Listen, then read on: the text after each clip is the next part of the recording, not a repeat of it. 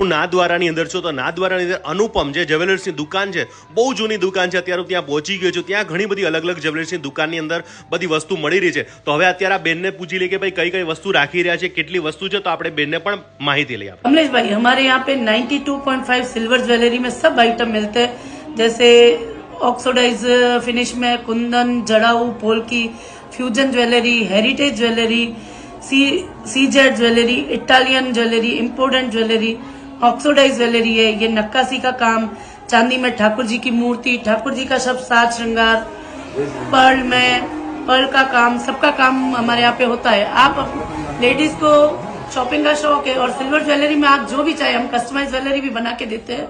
आप इसमें से देख के या हमारे नंबर पे अगर फोन करेंगे तो हम आपको व्हाट्सएप पे नई नई ज्वेलरी की डिजाइन भेजते हैं। और इंडिया में और आउट ऑफ इंडिया में, पूरे वर्ल्ड में कहीं पे भी आप अपने घर बैठे मंगवा सकते हैं, हम आपको कोरियर कर देंगे।